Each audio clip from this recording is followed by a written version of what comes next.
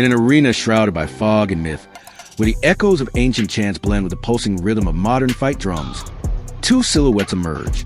One is fluid motion, barefoot, coiled like a spring, radiating the raw energy of Muay Thai. The other is calm, measured, with the posture of a man who's danced with death and smiled afterward. This is no ordinary fight. It's a collision of generations, a face-off between tradition and innovation. Tony Jaa versus Roy Chiao. Tony Jaa, the contemporary master of Muay Thai acrobatics, is known worldwide for redefining martial arts in cinema.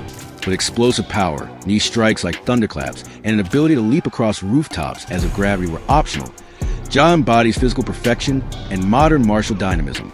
He enters the fight with a reputation built on sheer kinetic fury. Fast, precise, and terrifyingly unpredictable. But across from him stands Roy Chiao, an icon of a different era.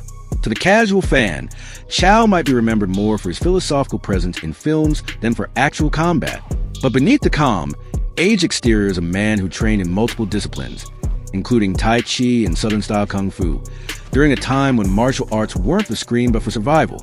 Chiao represents the wisdom of restraint, the strength of stillness, the combat poetry that flows from mastering one's breath and mind. As the fight begins, Jaa launches with a blur of elbows and aerial kicks. The crowd roars. The impact is shocking.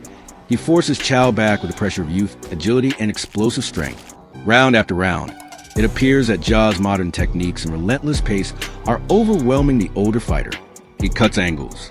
He flips. He charges with combinations no opponent could read in time.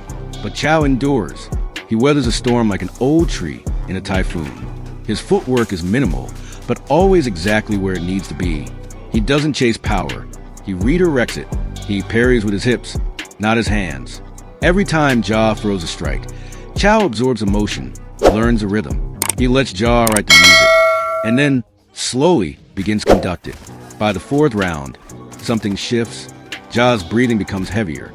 His eyes widen, not in fear, but in confusion. He's throwing, but missing. Connecting, but not doing damage. It's like striking water. Chiao has become liquid. He's reading movements before they happen. His counters are precise, not flashy. A subtle trap here, a redirected strike there, and then, snap, a quick nerve strike to the shoulder that deadens Jaa's left arm. Not enough to end the fight, but enough to force respect. In the final moments, Chiao unleashes a sequence that belongs in legends. It's not fast, it's perfect. A palm strike to the solar plexus, a low sweep that brings Jaa to one knee, and finally, a controlled ridge hand that stops a hair's breadth from his throat. Silence descends. The fight is over. Roy Chiao wins. It's not the win of brute force or dazzling display.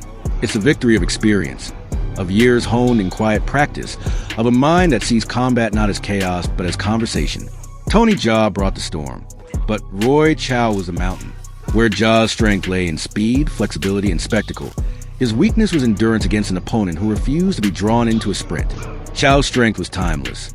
He knew how to wait, how to adapt, how to make an opponent defeat himself. His seeming weakness, age, was actually a disguise for something far more lethal: mastery. In this dream match of fists and philosophy, it wasn't the flashiest who stood last, but the wisest,